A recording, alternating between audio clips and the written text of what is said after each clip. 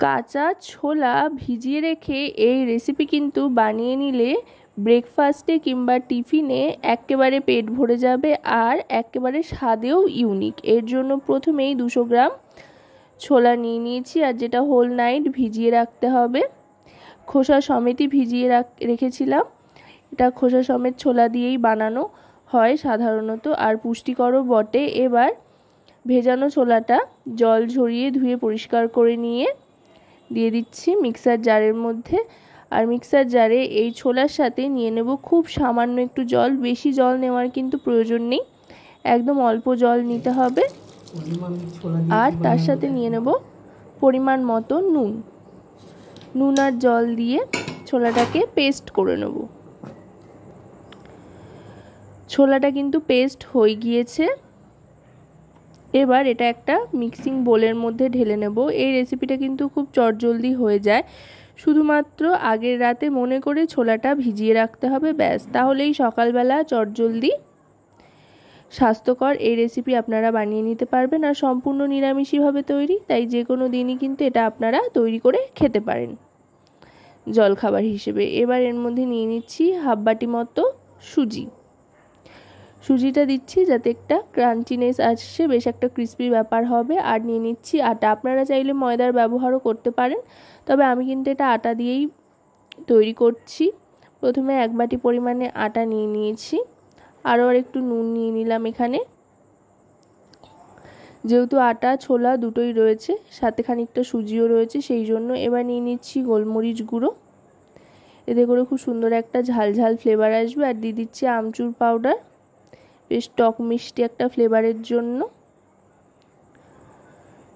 আমচুর পাউডারের পর দিয়ে দিচ্ছি লাল লঙ্কার গুঁড়ো। এটা কিন্তু কাশ্মীরি রেড চিলি পাউডার, এতে করে সুন্দর একটা রং আসবে, ঝাল হবে না, তবে এটা অপশনাল, আপনারা যদি না চান তো নাও দিতে পারেন। এবার দিয়ে দিচ্ছি এতে একটু হিঙের ফ্লেভারটা কিন্তু দারুণ লাগে এর সাথে। এবার খাবার সোডা দিয়ে দিলাম 1 টিস্পুন পরিমাণে, এতে করে বেশ একটা ফুসফুসে ব্যাপার হবে। আর দিয়ে দিচ্ছি কারি পাতা কুচি। ধনেপাতার সিজন হলে আপনারা ধনেপাতা কুচিও ব্যবহার করতে পারেন। প্রথমে চামচ দিয়ে সবটা মাখিয়ে নিচ্ছি। আমার কিন্তু এখানে মোট 2 বাটি মতো আটা লেগেছে। প্রথমে 1 বাটি আটা দিয়ে ভালো করে মাখিয়ে নিয়েছি, এবার হাতের সাহায্যে মেখে নিচ্ছি। পরে আবার আরেক বাটি আটা নিয়ে নেব। এটা মাখতে মাখতে যদি মনে হয় তো আটার ব্যবহার করবেন। আমার যেহেতু মাখতে মাখতে মনে হয়েছে আর একটু আটা লাগবে, অনেকটাই ডোটা নরম হয়ে গিয়েছিল, সেই জন্য আরেকবার আটা নিয়েছি 1 বাটি মতো, নিয়ে এটাকে ভালো করে মেখে নিয়েছি। আর এটা মাখার জন্য কিন্তু কোনো রকম জলের ব্যবহার করতে হয়নি। ছোলাটা যখন মিক্সার জারে বেটে নিয়েছি বা পেশাই করেছি, তখন যেটুকু যা জল ব্যবহার করেছি তাতে করেই কিন্তু এই ডোটা তৈরি হয়ে গিয়েছে। এবার এই ডোটা একটু রেস্টে রাখবো, খুব বেশি সময়ের প্রয়োজন নেই, মোটামুটি 5 মিনিট মতো রেস্টে রাখলেই হবে। 5 মিনিট বাদে আবার ফিরে আসলাম। এবার এর মধ্যে একটু তেল দিয়ে দিচ্ছি, এখানে সাদার তেল বা রিফাইন অয়েল যে কোনো একটা ব্যবহার করলেই চলবে। দিয়ে এবার ভালো করে আরও আরেকবার মথে নিচ্ছি। দেখুন ডোটা কিন্তু একদম সেট হয়ে গিয়েছে। এবার এর থেকে লেচি কেটে নেব। একটু বড় করে লেচিগুলো কাটছি। লেচিগুলো কাটা কিন্তু আমার হয়ে গিয়েছে। এবার এটা বেলে নেব। বেলে নেওয়ার জন্য আমি আটার গুঁড়ো ব্যবহার করছি।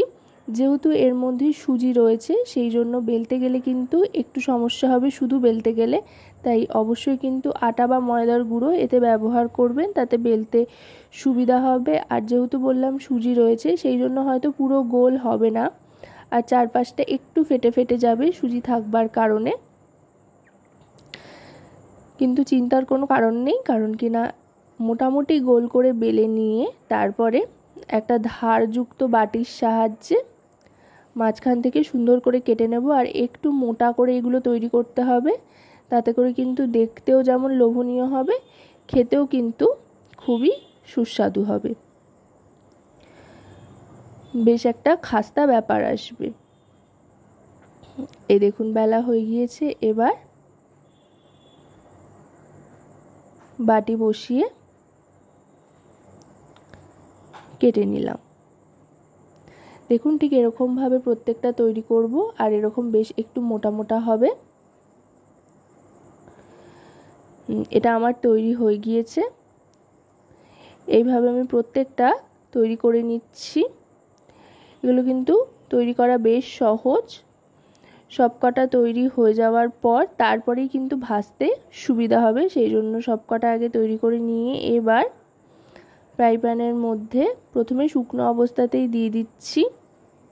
প্রথমে 1 থেকে 2 বার শুকনো অবস্থায় এপিট ওপিট একটু ভালো করে ভেজে নিতে হবে।